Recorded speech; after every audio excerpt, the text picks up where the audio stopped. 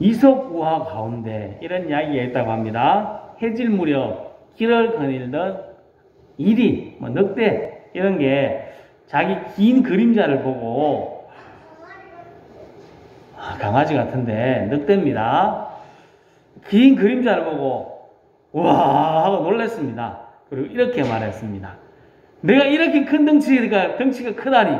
그런데 난 사자를 두려워했잖아. 이것 보라고. 내 몸 길이가 3m나 넘겠어. 그 순간 이리는 이런 생각을 했습니다. 내가 왕이 되어야지. 그래서 동물을 다스려야지. 물론 사자도 내 밑으로 오게 해야지. 라고 이야기했습니다. 그러면서 시대기 시작했습니다. 만나는 동물들에게 횡포를 부리기 시작했습니다. 그러다가 얼마 후 이리가 사자를 만났습니다. 사자 앞에서도 어떻게 했을까요? 자기는 덩치 크다고 어하 하다가 이리는 단번에 사자에게 물려 죽고 말았다 하는 이야기입니다. 이걸 밑에 이렇게 적혀 있네요. 교만이란 자신에 대한 착각에서 시작됩니다. 실제의 자신보다 자신을 더 높이 평가하는 것입니다. 자신의 연약함을 잊어버리고 자신이 강한 존재인 줄로 착각하는 것이 교만입니다. 자신의 무능함을 잊어버리고 자신이 능력 있는 줄로 착각하는 것입니다. 자신의 한계를 잊어버리고 자신이 다 할 수 있는 것으로 착각하는 것입니다. 그래서 하나님을 필요로 하지 않습니다. 하나님을 의지하지도 않습니다. 더 나아가 하나님을 외면하고 하나님을 무시하고 하나님께 도전하기도 합니다. 우리는 착각에 빠져 교만하지 말고 우리 자신을 똑바로 보고 겸손하게 주님을 의지할 수 있기를 예수님의 이름으로 축복합니다. 오늘은 말씀은 남쪽 유다의 14번째 왕인 므낫세에 대해서 살펴보려고 합니다. 그는 12세의 왕이 되었고 55년을 남쪽 유다를 다스렸습니다. 9절을 보면 이렇게 이야기합니다. 9절인데 앞에 9자인데 잘못됐습니다. 같이 읽겠습니다. 유다와 예루살렘 주민이 므낫세의 꾀임을 받고 악을 행한 것이 여호와께서 이스라엘 자손 앞에서 멸하신 모든 나라보다 더욱 심하였더라. 아멘. 므낫세가 55년을 남쪽 유다를 다스리며 우상을 섬겼습니다. 뿐만 아니고 자신만 우상을 섬기도록 한 것이 아니라 이스라엘 사람들을 꼬셨습니다. 그리고 그들도 죄를 짓게 합니다. 죄악투성이었던 이방 나라 사람들보다 더 많이 죄를 짓도록 그렇게 만들었다. 그렇게 이야기합니다. 므낫세도 남쪽 유다 사람들도 다 하나님을 멀리했습니다. 하나님은 그렇지만 그들을 사랑하셨습니다. 므낫세와 이스라엘 백성들이 돌아오도록 선지자들을 보내셔서 돌아오라 말씀하셨습니다. 그런데 듣지 않습니다. 안 들으면 어떻게 할까요? 하나님이 징계하십니다. 그래서 당시 가장 강대국이었던 아수르가 쳐들어와서 므낫세를 사로잡아서 바벨론으로 끌고 갑니다. 지금까지 나라가 있으면서 이렇게 백성들이 왕이 끌려간 일이 없었습니다. 왕이 다른 나라에 포로로 끌려가는 상황이 발생합니다. 나라의 꼴이 말이 아닙니다. 절망적입니다. 므낫세도 엄청난 고통을 당합니다. 12절을 보면 이렇게 이야기합니다. 같이 읽겠습니다. 그가 환난을 당하여 그의 하나님 여호와께 간구하고 그의 조상들의 하나님 앞에 크게 겸손하여 므낫세가 환난을 당하였습니다. 환난, 아까 말씀드린 바벨론의 포로로 잡혀가는 겁니다. 나라가 망하고 포로로 바벨론으로 잡혀갔습니다. 근데 여기 나오는 환난이라는 말이 몸을 움직이지 못할 정도로 꼭 이렇게 있는 딱 갇힌 것, 그것을 나타내는 단어입니다. 바벨론에 잡혀갔던 므낫세가 어떤 상황이었다고요? 아무것도 할 수 없을 정도로 꼭 묶여가지고 이렇게 가만히 있어야 되는 그런 상황, 죽을 지경이 되었습니다. 므낫세는 죽을 지경이 되었을 때 한 일이 있습니다. 뭘 했을까요? 저기 뭐라고 되어 있습니까? 그가 환난을 당하여 그의 하나님 여호와께 간구하고 하나님께 기도했습니다. 하나님께 엎드렸습니다. 지금까지의 죄악, 지금까지의 잘못된 것을 회개하고 하나님의 말씀을 무시했던 교만함들을 철저하게 회개했습니다.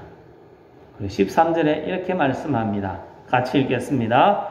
기도하였으므로 하나님이 그의 기도를 받으시고 그의 간구를 들으시사 그가 예루살렘에 돌아와서 다시 왕위에 앉게 하심에 므낫세가 그제서야 여호와께서 하나님이신 줄을 알았더라. 아멘. 이 본문 13절을 원문 그대로 번역하면 이렇게 된다고 합니다. 이것도 같이 한번 읽어보실까요? 그리고 그는 그에게 기도하였다. 그러자 그는 그의 기도를 받으셨다. 그러자 그는 간구를 들으셨다.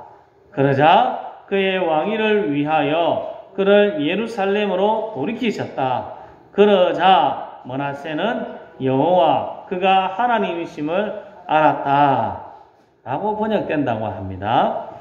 이 말씀은 회개, 므낫세의 회개와 겸손에 따른 하나님의 신속한 축복을 생생하게 표현하고 있습니다. 그리고 저기 많이 나오는 말이 그러자 기도하자 뭐 기도하자마자 그런 말입니다. 하나님께 기도하자 그러자 그의 기도를 받으셨고 그의 간구를 들으셨고 이렇게 말하면서 하나님께 회개하고 하나님을 의지할 때 하나님께서는 신속하게 그를 회복시켜 주셨습니다. 므낫세가 한 일을 보면 고생을 덜 시켜도 죽도록 고생을 시켜도 시원찮은데 사랑 많으신 하나님은 그를 용서하시고 그에게 복을 주셨습니다. 13절 마지막에는 이렇게 이야기하셨습니다. 그제서야 여호와께서 하나님이신 줄을 알았다. 지금까지 교만하여서 하나님을 찾지도 않고 하나님도 몰랐습니다. 그런데 힘들고 어려운 상황에서 기도하고 하나님의 은혜를 받고 보니까 이제서야 하나님을 알게 되었다 라고 말하고 있습니다. 사람들은 자신이 무엇인가 할 수 있다고 생각할 때가 많습니다. 무엇인가 할 수 있다. 맞습니다. 할 수 있는 게 있습니다. 사람들은 무엇인가 할 수 있는 일이 많습니다. 여러 가지 많은 일들을 했습니다. 하지만 그것도 내 마음대로 된 것이 아니라는 것을 알아야 합니다. 그림이 잘 보이는지 모르겠습니다. 둘 다 강냉이입니다. 강냉이, 옥수수를 심었는데 하나는 잘 됐고 하나는 안 됐습니다. 왜 그럴까요? 물을 안 줘서? 아닙니다. 물 잘 주고 싶었지만 비가 안 옵니다. 가뭄이 들어가지고 물을 줄 물이 없습니다. 그래서 하나는 빼짝 말랐고 하나는 잘 됐습니다. 농사를 지으면 아무리 애를 써도 내 마음대로 안 된다 하는 것을 알 수 있습니다. 내가 아무리 용을 써도 내 마음대로 안 됩니다. 올해 비가 많이 와서 농사가 잘 안 됐습니다. 이런 것처럼 하늘이 도와주지 않으면 아무것도 안 된다 하는 것을 우리들은 알고 있습니다. 우리가 많은 것을 할 수 있는 것 같지만 지금 우리의 상황을 보면 사람의 무능함을 볼 수 있습니다. 눈에 보이지도 않는 작은 바이러스가 우리를 지금 위협하고 있습니다. 아무것도 못합니다.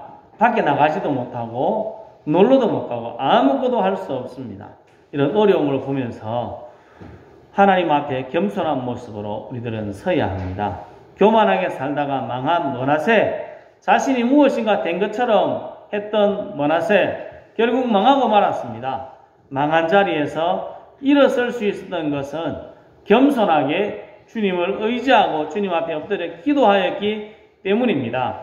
하나님 앞에 겸손하게 엎드리고 의지할 때 하나님께서는 므낫세의 기도를 들어주셨습니다. 우리도 우리의 모습을 보며 하나님 앞에 교만한 모습이 아니라 내가 무엇인가 할 수 있습니다. 내가 무엇인가 하겠습니다. 라고 이야기하는 것이 아니라 하나님 앞에 겸손하게 엎드려 하나님을 구하고 하나님께 기도할 때에 우리의 기도를 들으시고 하나님을 더 많이 알게 해 주실 것입니다. 지금까지의 삶을 한번 돌아봐야 되겠습니다. 우리들 얼마나 교만하게 살았는지, 하나님을 의지하지 않고 내 마음대로 살았는지 한번 돌아보고 하나님 앞에 겸손하게 서서 기도하고 주님을 구하는 삶을 살아야 합니다. 오늘이 2020년도 마지막 주일입니다. 2020년도 마지막 주일을 맞이하면서 이 한 해를 돌아보고 내가 하나님 앞에 교만하지 않았는지 살펴보고 교만하였다 생각된다면 겸손하게 주님 앞에 나와서 주님 앞에 엎드리고 주님을 찾고 구하는 삶을 다시 한번 살아가겠다. 다시 한번 결심해야 합니다. 우리 모두 다 하나님 앞에 교만하지 말고 겸손하게 주님을 의지함으로 주님을 깊이 만나고 하나님을 더 많이 알고 주님을 의지하는 우리 모두가 될 수 있기를 예수님의 이름으로 축복합니다. 기도하겠습니다.